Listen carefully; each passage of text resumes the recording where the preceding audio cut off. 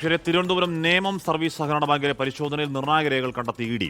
Bank ഭരണസമിതി അംഗങ്ങളുടെ വീട്ടിൽ നിന്നും പണമിടപാട് സംബന്ധിച്ച രേഖകളും ഡിജിറ്റൽ തെളിവുകളും പിടികൂടി. നേമം സഹകരണ ബാങ്കിൽ നടന്നത് 100 കോടിയുടെ തട്ടിപ്പ് എന്ന പ്രാഥമിക കണ്ടെത്തൽ. റാഫി കരീം ചെയ്യുന്നു. റാഫി, ക്രമക്കേട് കണ്ടെത്തി, ആ ഭരണസമിതിയെ മാറ്റി പറഞ്ഞുവിട്ടു. ഇപ്പോൾ പകരം ഭരണമാണ് അവിടെ എന്ന് പറയുമ്പോൾ പോലും ആ ഭരണസമിതിയുടെ കാലത്തുണ്ടായ തട്ടിപ്പ് ഭീകരമാണ് എന്നാണോ ഇ ഡിയുടെ കണ്ടെത്തൽ? റാഫി,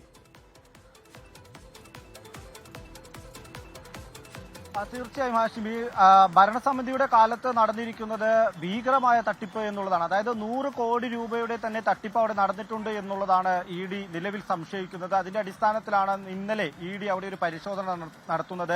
കൊച്ചി യൂണിറ്റിലെ അംഗങ്ങൾ എത്തിയായിരുന്നു ബാങ്കിലും ബാങ്കിന്റെ വിവിധ ബ്രാഞ്ചുകളിലും ഒപ്പം തന്നെ മുൻ ഭരണസമിതി അംഗങ്ങളുടെ വീടുകളിലും ഒപ്പം ജീവനക്കാരുടെ വീടുകളിലും ഒരു പരിശോധന ഇ ഡി ഒരേ സമയം നടത്തിയത്. ഇന്നലെ രാവിലെ ആരംഭിച്ച പരിശോധന ഇന്ന് പുലർച്ചെയാണ് പൂർത്തിയായത്. ഈ പരിശോധനയിലാണ് ഈ തട്ടിപ്പുമായി ബന്ധപ്പെട്ടുകൊണ്ടുള്ള നിർണായക വിവരങ്ങൾ ഇ ഡിക്ക് കണ്ടെത്താൻ കഴിഞ്ഞിരിക്കുന്നത്. നിർണായക വിവരങ്ങൾ അടങ്ങിയ രേഖകൾ ഒപ്പം തന്നെ ഡിജിറ്റൽ തെളിവുകൾ, ഹാർഡ് ഡിസ്കുകൾ എന്നിവയാണ് ഇ ഡി കണ്ടെത്തിയിരിക്കുന്നത്. അതിൽ ഏറ്റവും പ്രധാനപ്പെട്ടത് ഈ ഗോൾഡ് ലോൺ തട്ടിപ്പാണ്. ഏറ്റവും പ്രധാനപ്പെട്ട രേഖ ഇ ഡിക്ക് ലഭിച്ചിരിക്കുന്നത്.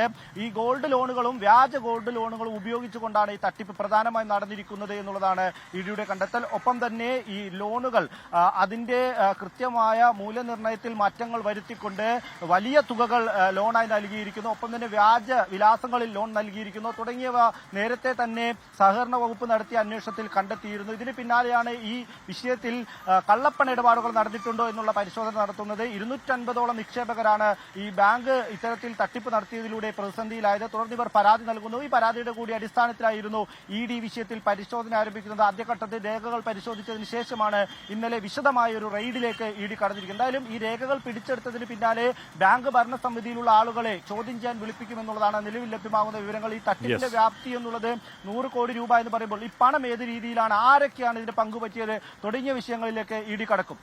ഓക്കെ, റാഫി കരീമാണ്. ഒന്നും രണ്ടൊന്നുമല്ല, 100 കോടിയുടെ തട്ടിപ്പാണ്. അതിന്റെ രേഖകളൊക്കെ കണ്ടെത്തിക്കൊണ്ടിരിക്കുകയാണ്.